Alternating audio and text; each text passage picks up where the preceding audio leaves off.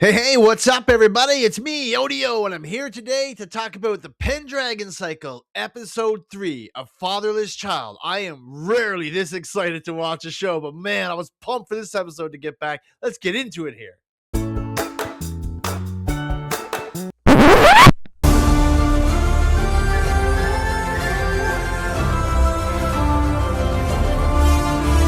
So the Pendragon Cycle is back with episode 3, A Fatherless Child, and that guy is called Merlin. He's the fatherless child. We saw what happened to his dad at the end of episode 2. Although his mom's status at this point is status unknown, but he is basically, just like you see at the last episode, he's off in the wilderness, living in the mountains, like covered in filth. He's got like a dirty old beard. It's raining and stormy, and he hears a voice like coming from a deep cave. Go back where you came. And that's where the episode opens up. And let me tell you, I absolutely am still overly impressed with what they've done here. The authenticity of this is great. The rolling hills, the beautiful vistas and landscapes, the traveling between places, the way the castles and everything look in this, these guys nail it. The verisimilitude is out off the charts. Like I totally believe I'm swept off into another world when I'm watching this. It's picturesque at times. I just love it.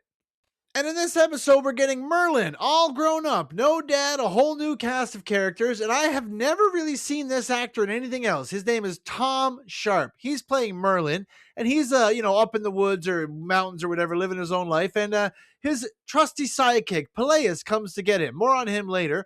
But I just wanted to say, this guy playing Merlin, he is fantastic. Honestly, it's only one episode, but it's like a subliminal performance to me. I love this guy. He embodies Merlin. And the way you think of him as like timeless, but like still kind of young for him, but old in reality. You get that vibe, almost like the timeless quality you used to get with Doctor Who. There's an old Earth saying, Captain, a phrase of great power and wisdom, and consolation to the soul in times of need. Allons-y! The best thing about the portrayal, though, is the overall believability of Merlin's power. You know, if you've ever seen Game of Thrones, they always say, any man who has to say he's the king is no king. Any man who must say, I am the king, is no true king.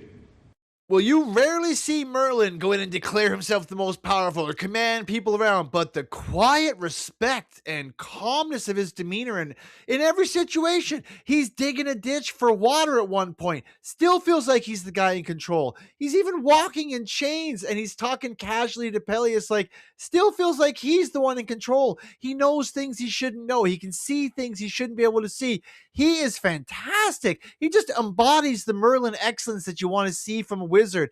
Oh man, I love his performance. It is I think he's amazing. This is like the role for him. They also call Merlin Emrys, or some of them call him that a couple times. Like the whole plot, I don't want to ruin the whole plot, but I do want to give some broad strokes here. So Merlin and his trusty sidekick Peleus, like I said, he's the guy who kind of goes and finds Merlin in the wilderness and sort of brings him back to civilization. He carries his sword and stuff for him and whatever. And he's a really interesting sidekick. Kind of reminds me of Samwise Gamgee from Lord of the Rings. He's just your trusty, dependable sidekick, always there to defend you, or if someone says a rotten word, he'll clip back right away. He even defends them when they're captured one time. Honestly, really great. Peleus is a great character to have along for the ride. I can't carry it for you, but I can carry you. In this episode, though, they really step it up. Like, this is prestige television. This is like appointment. You got to watch this when it comes out. So as he gets going, Merlin, he gets captured and gets brought to a man who calls himself the High King, Vortigern. And when we get there, you hear about he's kind of an evil guy and has a couple of problems. Maybe he's getting some bad advice. But you really get to see Merlin when he walks in the room, and this guy's supposed to be the High King, but it still looks like Merlin's the one in control. And we get to see some old people from Merlin's past before he went in the mountains, and they're all super old, but I guess they were young when he went into the mountains. He didn't understand how much time had gone by. At one point, he even laments himself, like, why did I spend so much time up there? Idiot. But anyway, as he's there, we realize that Merlin actually is a great advisor as well. Even a king who has his own advisors who totally disagree, Merlin is still able to just, his presence overpowers whatever foolishness they're going on with. And the true advisor, the true knowledge comes through. Merlin is amazing. I cannot say enough good things about his performance in this. And they're there for the fall of Vertigo. Yeah, and unlike the other two episodes, which I did enjoy, this time when we get up to a big battle, oh, it happens. Oh my goodness. Like, I'm not saying it's super epic Lord of the Rings style, but again, it's very authentic. More like a Viking style combat fight. Really enjoyed it though.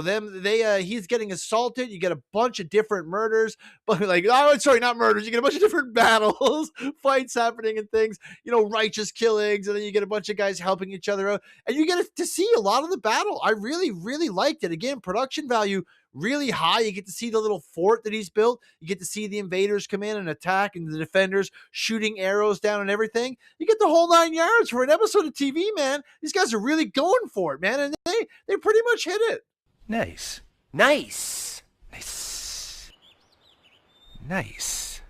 And the whole thing about the true king comes up in a minute. Well, he calls himself the High King. We do get a lot of information from flashbacks in this one. You get Merlin when he's really young. You see him meet this Roman emperor guy who's like the last leader. They call him Ambrosius or something like that. And he even says to Merlin, maybe you'll get that name one day too. But it's all about the sword he's carrying. They all talk about how great this sword is with the symbol and stuff. And he sees the sword later on too at this whole big invasion. But he at one point says, the sword is Britain. It's a big part of who's going to be the leader. I think it's going to be Excalibur. But they don't say those words. Johnny Tightlips, where'd they hit you? I ain't saying nothing. But what do I tell the doctor? Tell him to suck a lemon.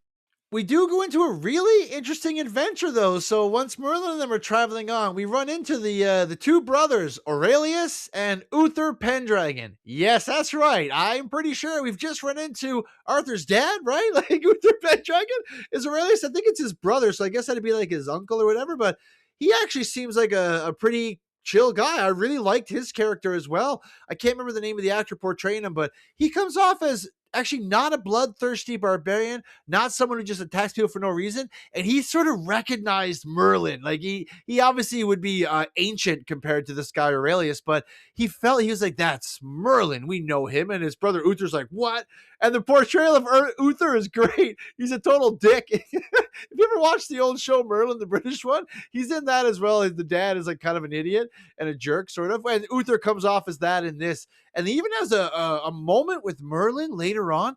Me and the people I was watching, we were like confused. Like, did he just attempt to do something terrible to Merlin? And like we had to watch it a couple of times. We're like, yeah, I don't know. It's really hard to tell. If you watch the episode, you judge for yourself on what you think was going on in that moment with Uther at the end. You know what I'm talking about. By the 10. All right, then. Keep your secrets. And honestly, for an hour-long episode, these guys really pack it in. The writing is dense. I really enjoy it. And we get to see for the first time the Saxons. They spell it weird and kind of say it different than I do. I can't pronounce the king's name, Heinrich or something like that. I think I love how they're using a slightly different dialect and stuff. It makes it sound otherworldly, different, and like very interesting to me. Do you understand the words that are coming out of my mouth? Don't nobody understand the words that are coming out of your mouth, man. But when you actually see the scope, the giant Saxon, Viking, whatever army you want to call them, they're coming in, it looks crazy cool with all the torches and stuff. I immediately thought of all the orcs coming after like Helm's Deep or something like that.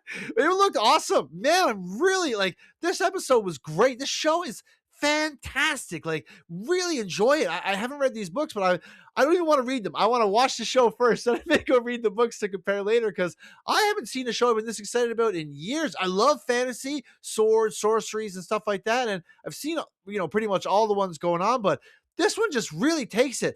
Every actor really cares about what they're doing. We've got a whole new cast in this episode from the last two, and I feel like they're all giving it their all. Their characterizations are great. Everyone in the side quests and everything, side quests, in the background, they all look like they're really there. The world feels alive. It feels authentic. People are dirty. You look everywhere you go, it looks like you're in a different time. I loved it. It's so easy to escape in this world. It's one of the easiest recommends I've ever had in my life. Oh my God. And we do get a lot of background information for Myrtle in this one, but it ends on a really high note. Oh, like I said, I don't want to spoil or anything, but we do, the Hall of the Fairy King. We get to go see that. The big castle on the hill, man, it looks good. And the ending was it was very joyful. I was like, oh, what the heck?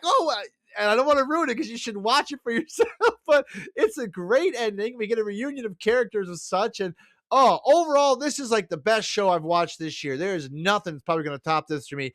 This is everything I want in a fantasy show: magic, mystery, interesting storylines, great characters, and like I said, every single character actor, I feel like they're all giving it their all. I love this show. I'll be back every week to review this until it's over. It's like the best thing I've seen in years. But thanks so much for your time, guys. Really appreciate that. Please like, share, subscribe to the video, and remember, everybody, stay out of trouble.